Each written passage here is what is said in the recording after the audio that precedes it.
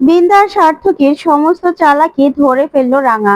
হ্যাঁ বন্ধুরা, এমনটাই দেখা যাবে, তাই সম্পূর্ণ জানতে ভিডিওটিতে লাইক দিয়ে চ্যানেলটি সাবস্ক্রাইব করে দিতে থাকুন।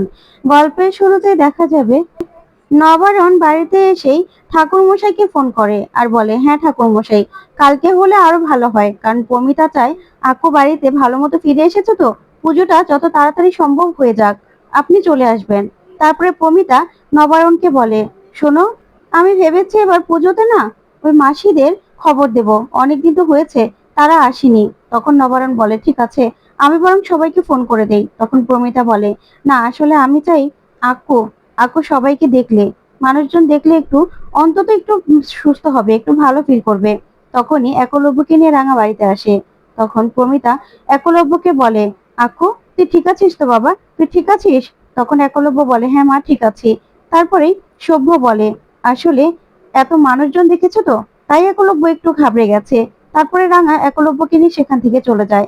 তখন প্রমিতা কাঁদতে থাকে আর বলে, আচ্ছা অঙ্কুর, সভ্য, কিছু কি হয়েছে? আমাকে বলো না, কিছু কি হয়েছে? তখন সভ্য বলে, না মা, কিচ্ছু হয়নি। আসলে একলব্য যে শখ পেয়েছে সেটা থেকে এরকম হওয়াটা কি স্বাভাবিক নয় বলো? ও যে ক্রাইসিসের মধ্যে দিয়ে গেল, ওকে তো একটু সময় দিতে হবে নিজেকে সামলে নেওয়ার। তাই এগুলো নিয়ে না ভেবো না, কদিন গেলে দেখো একদম ঠিক হয়ে যাবে। তখন অঙ্কুর বলে, মা আমি ভাবছি যে এয়ারলাইন্স থেকে যদি ওকে চাকরিটা ফিরিয়ে না দেয় তাহলে তো সমস্যা হবে। চাকরিটা যদি ফিরিয়ে দেয় না, তাহলে দেখবেন সব ঠিক হয়ে যাবে, সব আবার আবার আগের মতো হয়ে যাবে। তখন নবারণ বলে, পুজো হলে না সব ঠিক হয়ে যাবে, দেখো তুমি তুমি একদম চিন্তা করো না। তখন প্রমিতা আর নবারণ প্রার্থনা করতে থাকে। ওইদিকে একলব্যকে রাঙা ঘরে নিয়ে যায় আর বলে, উড়ান বাবু তুই বস, আমি না তোর জন্য জল নিয়ে আসি, আর তুই দেখিস তুই একটু সুস্থ হইলেই না আবার আবার আকাশটাতে উড়ল দিতে পারবি। তখন একলব্য বলে, না। তারপর পান চেড়ে বলে, আচ্ছা ভাই, তুই রাঙার দিকে এরকম ভাবে তাকিয়ে আছিস কেন? তখন একলব্য বলে, না, আমি আর আমি আর প্লেন চালাতে চাই না, আমার ভালো লাগে না, ভালো লাগে না আমার, আমি আর ফ্লাই করতে পারবো না মনে হচ্ছে। তখনই সেখানে আহিরি চলে আসে আর সে বলে, কি বলছো তুমি, পারবে না মানে? ওইদিকে বৃন্দা বৃন্দা সার্থকীর সঙ্গে কথা বলে আর বলে, দেখো সার্থকী, এভাবে না হবে না। আমি আর তুমি যতই বাড়ি আলাদা করার কথা বলি না কেন, বাড়ি কিন্তু এভাবে মা কোনোদিনও আলাদা করবে না, মা বাবা। কারণ সভ্য একটা বোকা আর ময়না তো আরেকটা বোকা, ওদের দিয়ে কিছু হবে না, যা করা তোমাকে আমাকে করতে হবে। তখন সার্থকী বলে, বড় বৌদি, আমি তো তোমার সঙ্গেই আছি, তুমি যা বলছো আমি সব কিছু করছি, কিন্তু কিছুই তো হচ্ছে না, দেখছো তো মা আর বাবা এভাবে বারণ করে যাবে সব সময়। তাই এই বাড়ি না ভাগ কখনোই হবে না, কখনোই না। আমার না এখন শুধুমাত্র ভয় করছে, আগে আগে রাঙার জন্য এক এক ঝামেলা হতো, আর এখন তো ক্রিমিনালের মতো সবকিছু চলছে। না না, আমার বাচ্চাদের আমার বাচ্চাদের কথা আমাকে ভাবতে হবে, এভাবে চলতে গেলেই চলবে না, চলবে না। এবার রাঙাকে যে করে হোক এভাবে তাড়াতে পারবো না, তাড়াতে হবে। তখন বৃন্দা বলে, সার্থকী, কিছু একটা ব্যবস্থা তো করতে হবে। তখন সার্থকী বলে, আমরা কিছুই করতে পারবো না, আমাদের না এবার চুপ থাকাই দরকার। তখন বৃন্দা বলে, না সার্থকী, আমার কাছে একটা প্ল্যান আছে, যেটা শুনলে তোমার আর আমার লাভ হবে, কিন্তু তুমি কাউকে পরে বলে দিতে পারবে না কিন্তু। তখন সার্থকী বলে, তোমার সঙ্গে তো আমি আছি, তাই না? তোমার সঙ্গে মিলে আমি সবকিছু করতে পারছি, তাহলে?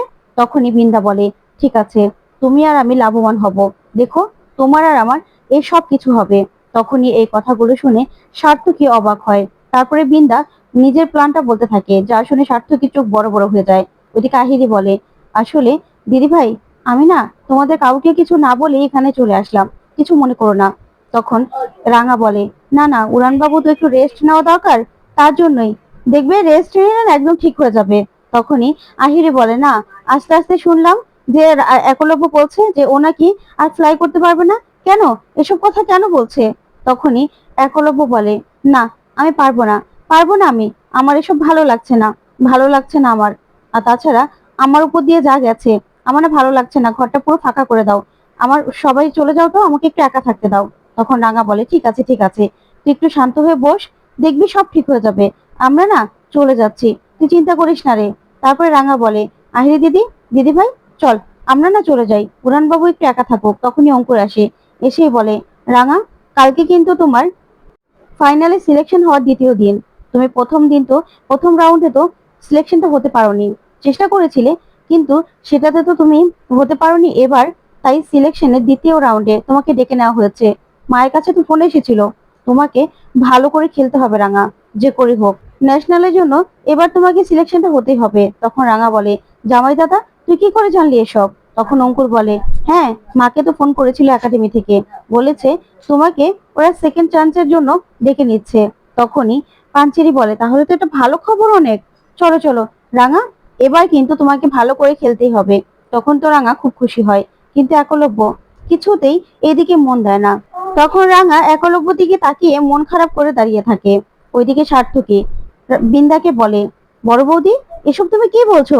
এসব তো কোনো মতে সম্ভব নয়। তখন বিন্দা বলে, ভয় পাচ্ছ কেন? আমি তো তোমার সঙ্গে আছি, এমন একটা প্ল্যান করেছি না, এই কাজটা করা ছাড়া কোনো কিছু হবে না। এবার রাঙাকে রাঙাকে এমন ভাবে জব্দ করব না, এছাড়া আমাদের হাতে আর কোনো উপায় নেই। আর তুমি দেখো, এতে না আমরা লাভবানই হব। এই বাড়ি ঘর সবকিছু আমাদের হবে, টাকা পয়সায় আমাদের পুরো হাত ভরে যাবে। আমরা একলব্য পাঞ্চিরি ওদের কাউকে কিছু দেব না, কাউকে না, শুধু তুমি আর আমি মালিক হব। এই বাড়িটা আমাদের নামে হবে, সব সম্পত্তি আমাদের হবে। তুমি কেন বুঝতে পারছো না? আমরা এই প্ল্যানটা যদি ঠিকঠাক করে সবকিছু করতে পারি না, তাহলে কিন্তু আমরা লাভবানই হব সার্থকী, তুমি বোঝার চেষ্টা করো। তখন সার্থকী এই কথাতে রাজি হয়ে যায় আর বলে, বড় বৌদি আমি রাজি, এবার ডান। তখন তো বিন্দা বলে, ব্যাস এই তো হয়ে গেছে, এবার দেখো আমি কি করি, তুমি শুধু আমার সাথে থেকো। তখন সার্থকীও তাকিয়ে থাকে। তারপরে দেখা যাবে পমিতা বলে, আচ্ছা কৃষ্ণা কোথায়? রান্না বান্না তো এখনো করেনি, আজকে সবাই খাবে কি? তখন পাঞ্জেরি বলে, মা মেজদা বললো যে আজকে বাইরে থেকে খাবার আনবে, ইনফ্যাক্ট ও অর্ডারও করে দিয়েছে, অঙ্কুর খাবারগুলো রিসিভ করতে গেছে। তখন পমিতা আর নবারণ অবাক হয় আর বলে, সার্থকী নিজের পকেটের টাকা দিয়ে সবাইকে খাওয়াবে?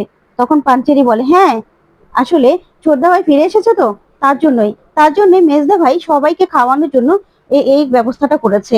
তখন রাঙা বলে, কি শুনছি রে মা, মেজদাদা বাবু নিজের পকেটে টাকা দিয়ে নাকি সবার জন্য খাবার আনছে? আজকে সূর্যি মামা কোন দিক দিয়ে উঠেছে? তখন প্রমিতা বলে, না না রাঙা, এরকম ভাবে বলিস না, ওরও তো ভাই, ভাই এতদিন নিখোঁজ ছিল, ওরও তো কষ্ট লেগেছে তাই না? সেজন্য হয়তোবা সবাইকে খুশি করার জন্যই এই ব্যবস্থা করেছে। তখন নবারণ বলে, হ্যাঁ ঠিকই বলেছো, যাক রাঙা একটু চা হবে তো? তখন রাঙাকে প্রমিতা বলে, রাঙা আকু ঠিক আছে তো? তখন রাঙা বলে, মা তুই একদম চিন্তা করিস না, উড়ানবাবু ঠিক আছে। তখন আহিরি বলে, আসলে আন্টি একলব্য চিন্তা করছে, ওর চাকরিটা যদি না থাকে সেটা নিয়েই না ও খুব চিন্তায় আছে, কারণ এই পাইলট হওয়াটা তো ওর স্বপ্ন ছিল তাই না? ও যদি চাকরিটা আবার ঠিক হয়ে যায়, ও যদি আবার চাকরিতে জয়েন করতে পারে না, তাহলে ও সুস্থ হয়ে যাবে দেখবেন। কিন্তু ও এটা নিয়ে ভাবছে, শুধুমাত্র আন্টি এটা নিয়ে আমি ভাবছি। তখনই প্রমিতা বলে, তুমি আছো তো, আর রাঙাও আছে, সবকিছু ঠিক হয়ে যাবে, আমরাও আছি, তুমি চিন্তা করো না। তারপরেই প্রমিতা বলে, আহিরি তুমি কিন্তু খেয়ে যাবে। তখন আহিরি বলে, হ্যাঁ হ্যাঁ, মেজদা কিন্তু আমাকে খেতে বলেছে, আর তাছাড়া এই মেজদার টাকার সঙ্গে কিন্তু কন্ট্রিবিউট করেছে বড় বৌদিও, বড় বৌদি আর মেজদা মিলেই খাবারটা এনেছে। তখন তো সভ্য খুশি হয়ে যায়, বলে, দেখেছো আমি বলেছিলাম না, এই বাড়িতে এত ভালোবাসা দেখলে খারাপ মানুষও ভালো হয়ে যাবে। তখন পাঞ্চেরি বলে, শোন দাদা ভাই, তোর বউ যদি এই সব কথাগুলো শুনে না, তোর একদম গর্দানটা কেটে নেবে, বুঝতে পেরেছিস? তখন প্রমিতা বলে, হ্যাঁ ঠিকই বলেছিস, বিন্দাও অনেকটা পাল্টে গেছে। তখনই অঙ্কুর খাবার নিয়ে আসে আর এসে বলে, এই তো খাবার নিয়ে চলে এসেছি, এবার সবাই কোথায়, সবাই একসঙ্গে খাবারগুলো নাও না। তখনই রাঙা মনে মনে বলে, কি ব্যাপার, কি হলো? মেজদাদু ভাই আর বড় বৌদি কি করতে চাইছে, সবার জন্য খাবার এনেছে কেন? তো বন্ধুরা কেমন লাগলো আজকের